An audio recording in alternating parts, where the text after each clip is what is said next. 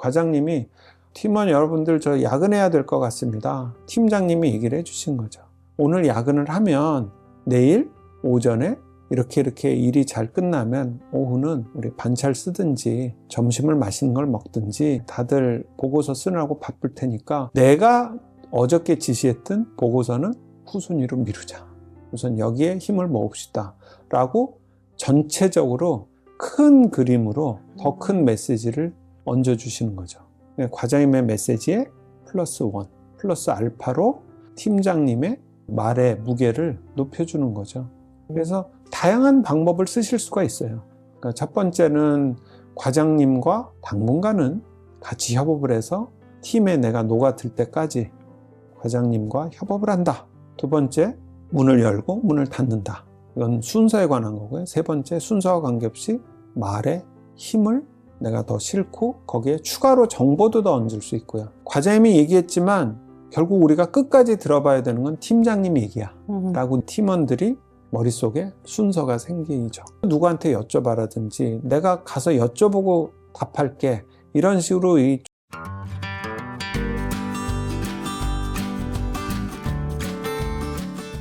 작가님, 사실 이거는 저의 가장 큰 고민입니다. 네. 저는 살면서 착하다는 소리를 너무 많이 들었어요. 리더가 되니까 좋은 말이 아니라는 걸 너무 알겠습니다. 그렇죠. 권위가 없잖아요. 저를 편하게 여기고 뭐 그런 건 다 알겠는데 리더라는 게 그런 것만은 아니잖아요. 강단도 있어야 되고 말에 힘도 있어야 되고 혼도 내야 되고. 그러니까 제가 이렇게 뭔가 좀 권위를 세우기, 뭐 성격을 완전히 개조할 수는 없잖아요. 권위를 세우기 위해서 필요한 한 가지, 뭐 바꿔야 되는 한 가지만 좀 알려주세요. 저 같은 분들이 많을 거거든요. 사실 권위라는 거는 뭔가 갖고 와서 쓰는 거거든요. 그러니까 뭐 학문적 권위가 있거나 권력이라는 권위가 있거나 조직에서의 강한 지지라는 권위가 있거나 아니면 내부 위계 질서가 있거나 그런 게 다 권위는 갖다 쓰는 건데 저는 팀장님들께 내 권위는 내 기준에서 나오는 것 같아요. 내가 가진 기준, 사람들에게 질서로 보이는 거죠. 권위를 갖다 쓰는 이유는 일정하게 질서를 부여해서 그대로 자동으로 움직였으면 좋겠는 건데 질서를 위한 권위가 내 기준에서 나오는 거예요. 나는 이걸 중요시한다. 나는 이게 필요하다. 나는 이게 굉장히 큰 가치다. 이런 기준을 세워주시는 게 첫 번째 같아요. 우리가 이제 권위를 왜 갖다 쓰려고 할까? 권위는 사실 질서를 세워주잖아요. 그래서 이런저런 권위를 갖다 씁니다. 뭐 팀장이라는 것, 그 타이틀도 권위고 뭐 학문적 권위, 조직에서의 서포트, 뭐 이런 모두 다 권위죠. 예. 그 질서를 위해서 내가 갖다 쓰는 게 남의 거나 다른 사람에게 의존하거나 아니면 꼭 그 무언가 내가 땡겨 쓰는 게 아니고요. 그냥 먼저 내가 그 질서에 대한 기준을 만드는 게 굉장히 중요할 것 같아요. 그래서 그 기준이 단단히 자리를 잡으면 그때부터 그게 권위가 되는 거죠. 이미 팀장님들은 권력은 있으세요. 권한도 있고요. 그런데 권력이나 권한이 있음에도 불구하고 권력이라는 건 뭐 대단한 권력이 아니죠. 평가권 뭐 이런 것도 팀원들은 권력이라고 볼 수도 있죠. 어쨌든 권한이 있는 거죠. 권한이 있는데 거기에 이제 팀장님들은 뭔가 내가 하는 말에 무게가 실리고 질서가 잡혔으면 좋겠어. 그 기준은 본인이 만드시는 것 같아요. 나는 이게 중요해. 나는 이게 내 가치관이야. 나는 이게 내 철학이야. 우리 팀의 지향점은 여기야 라고 기준을 세워두시는 게 첫 번째 중요합니다. 그렇지 않으면요, 물론 팀장님 본인도 흔들리지만 호구 잡혀요. 왜 권위를 갖다 세우려고 할까? 왜 질서를 잡으려고 할까? 호구 잡히니까. 안 그럼 말을 안 들어주니까, 무시하니까 자꾸 그게 필요한 거죠. 첫 번째는 나의 또렷한 기준, 일관된 기준을 하나 만드셔야 돼요. 나는 완벽한 건 중요하지 않아요. 나는 좀 덜 돼도 속도를 맞추는 게 굉장히 중요해요 라든지 나는 시간이 걸려도 최대한 문제점이 없게 만드는 결과물이 중요해 라든지 나는 뭔가 과정이 굉장히 건설적이었다면 결과가 좀 덜 나와도 난 과정에 되게 힘을 많이 이렇게 주는 사람이에요 라든지 물론 과정도 중요하지만 결국 결과가 답 아니겠어요? 이렇게 기준을 세우는 거죠. 우리 팀장님은 성과지향적일까, 성장지향적일까, 통제적일까, 코칭적일까 등등 이 원칙 기준.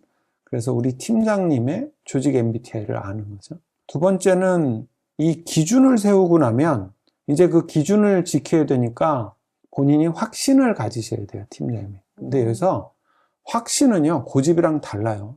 확신은 수용성이 있어요. 내가 확신을 했었지만, 아, 이거는 내가 바꿔야 되면 바꿔야겠다라는 게 이제 확신이고요. 내가 계속 믿는 바니까. 고집은 그냥 우기는 거예요. 난 어떻게 돼도 상관없어. 이미 그거는 바꿀 여지가 요만큼도 없는 거예요. 그래서 저분은 굉장히 확신에 차 있어. 그러면 그 신념, 믿음을 바꿔주면 되거든요. 근데 고집은 그냥 그 자리에 무조건 멈추는 거예요. 그냥 그걸 진짜 고집하는 거죠. 그래서 나는 확신이 있고 기준이 있지만 바꿀 수 있어. 그렇다면 그 내가 뭘 바꿔야 되는지 어떻게 해야 되는지 그것도 팀원들이 얘기를 좀 해주세요. 라고 유연성, 수용성을 보이시는 것도 중요하고요. 세 번째는 내가 지시를 했잖아요. 근데 그 지식을 부탁으로 듣거나 흔히 얘기한 대로 호의가 계속되면 권리인 줄 안다거나 이랬을 때 거기에 하나가 중요한 게 빠진 것 같아요. 그 말을 하는 사람의 불편함도 표현해 줘야 될 것 같아요. 내일 10시까지, 오전 10시까지 이 보고서를 부탁해요. 네, 부탁해요. 네. 그러면 나는 9시 50분부터 10시 30분까지는 딴 거 안 보고 이거 올라오면 보도록 시간 비울게요. 네. 나도 약속을 하고 나 또한 거기에 불편함이나 심지어 뭐 희생이라도 나도 기꺼이 이렇게 보이겠다라는 게 있어야 될 것 같아요. 내가 내일 10시부터 10시 반까지는 아무 미팅도 안 잡을게.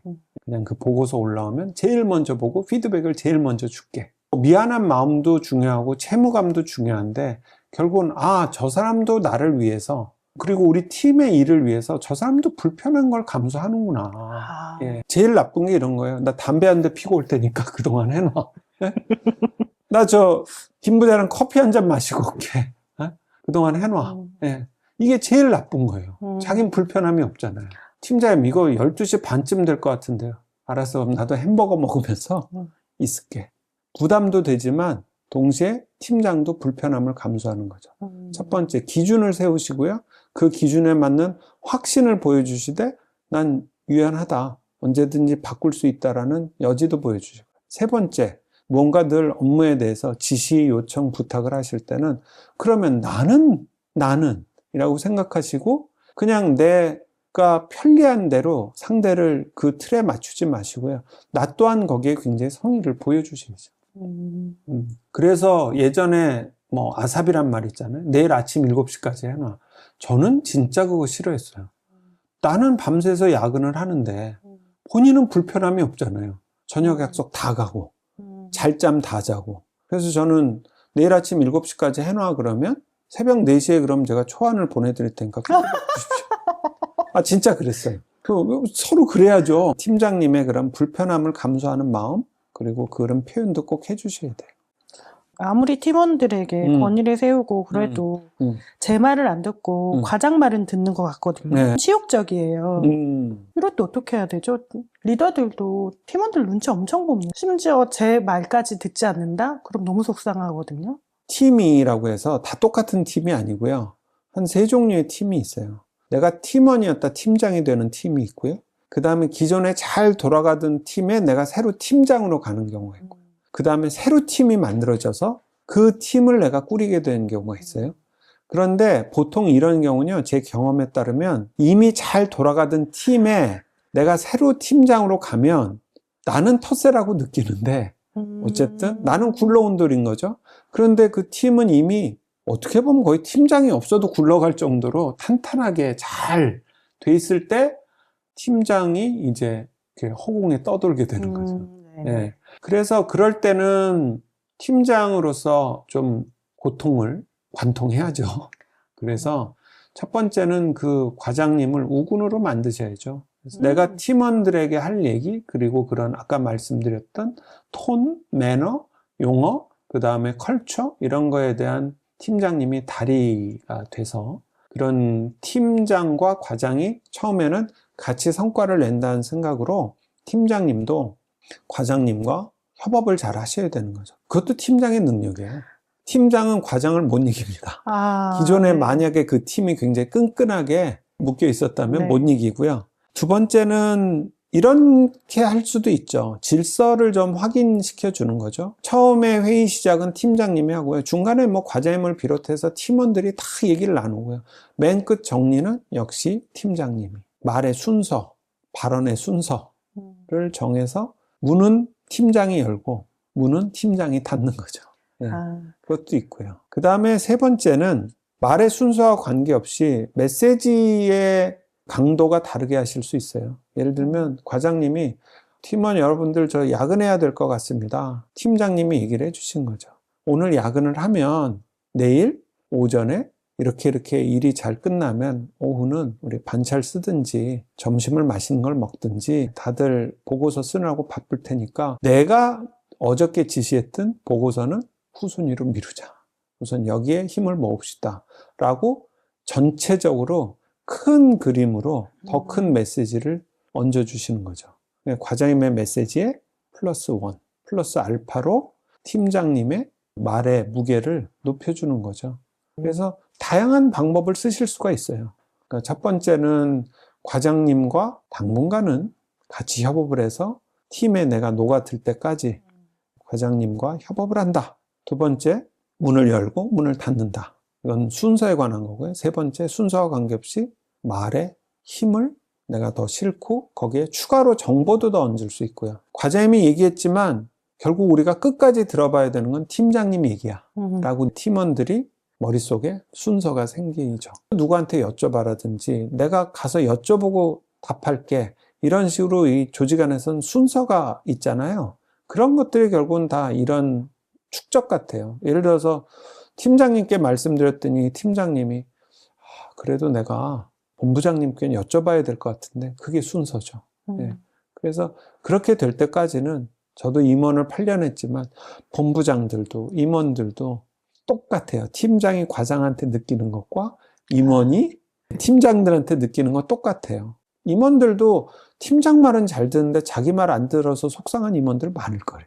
어디든 간에 어쨌든 협업하고 그 다음에 문을 열고 닫고 그리고 플러스 알파가 되시도록 노력하시면 됩니다. 회사 다니다 보면 네. 사실 일이 잘 굴러가지만은 않잖아요. 그쵸. 팀장이나 리더가 칠 때도 있지만 네네. 큰 실수를 했을 때 네. 순간적으로 막 감정 조절 못해서 맞아요. 이렇게 하는 것도 방어가 생기고 음. 막 이렇게 하는 것도 책임이 모호해지겠죠. 이런 민감한 순간에 리더가 지켜야 할 첫 문장 같은 거 있을까요? 일단 첫 번째는 상황을 인정하셔야 돼요. 상황. 지금 사고가 났어. 심각한 사고야. 라고 얘기를 해주셔야 돼요. 그래서 객관화를 시켜주셔야 돼요. 굳이 내가 뭐 이것까지 얘기할까? 이거 내가 얘기해서 괜히 말썽 생기겠는데. 이런저런 생각으로 상황 그대로 인정을 안 하면 팀원들은 오해를 하거나 불신을 해요. 우리 팀장님은 못 믿을 사람. 밖은 저 난리가 나듯 불신하죠. 그래서 현재 상황은 이런 거야. 난리가 났어. 라고 얘기를 해주셔야 돼요. 그렇게 이제 인정을 하고 나면 팀원들이 그 다음엔 정말 마음이 굉장히 불안해지고 갈 길을 잃죠. 이탈을 하는 팀원도 나오고요. 괜히 내가 이거 꼈다가 나중에 책임 물을까봐 그래서 살살 빼는 팀원들도 나오고요. 체념하는 팀원도 나와요. 아유, 다 텄구나 이제. 올해나 승진은 텄구나. 사고 친 팀에서 뭔 승진이 있겠나. 그런데 그때 진짜 딱 그래서 이걸 지금 수습하려면 요거가 중요해. 라고 그 다음에는 꼭 집어서 얘기를 해주셔야 돼요.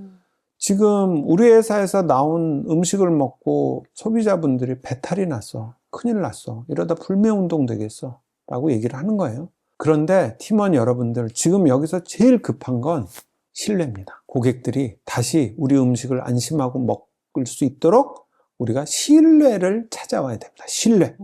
자, 이제 이 신뢰를 찾기 위해서 우리가 할 것들이 뭐가 있을까요? 그래서 딱 방향타를 잡아주셔야 되는 거죠. 그러면 사고가 났어. 그 다음에 우리가 할 건 이거야 라고 꼭 집어서 얘기를 해주고 나면 이제 팀원들이 사고를 수습하겠죠. 그때 팀장님이 전도 좋고요. 후도 좋고요. 꼭 해주셔야 될 얘기가 나도 책임질 건 책임질 거고 또 이번에 이 일에 있어서 박 과장이 잘못한 부분도 이 부분이 수습되면 박 과장도 책임을 질 거야. 근데 우선은 사고를 수습하자. 내가 이 책임지는 거 어영부영 안 넘어갔고 나 또한 책임질 거다. 그리고 현재 사고는 사고다. 그런데 이걸 풀기 위해서 딱 하나 우리가 할 건 이거다. 신뢰 회복, 위생 조치, 지금 소비자들의 그 불만 대응 이렇게 꼭 집어서 얘기를 해주셔야 돼요. 네. 이것도 해야 되고 이것도 해야 되고 이것도 해야 되고 팀장으로서의 실력이 팀원들에게 그대로 드러나는 거죠. 원래 위기 때 그 실력 있는 사람도 드러나고요. 실력 없는 사람도 위기 때 드러나죠. 그래서 팀장은 인정하고요. 상황도 인정하고 책임도 인정하고 자기 책임뿐이 아니라 다른 팀원도 책임을 져야 될 거면 그 책임에 대해서도 분명히 인정을 하고요. 한 단어로, 한 용어로 근데 우리가 지금 초점 맞출 건 이거예요. 나머지는 2, 3, 4등이고 우선 1등으로 해야 될 건 이거야. 이탈하고자 했던 팀원도 다시 조인하고요. 합류하고요. 그 다음에 체념했던 팀원도 방향이 있으니까 합류하죠. 그렇게 팀원들이 모이면 그 한 방향으로 개선이 되는 거죠. 개선.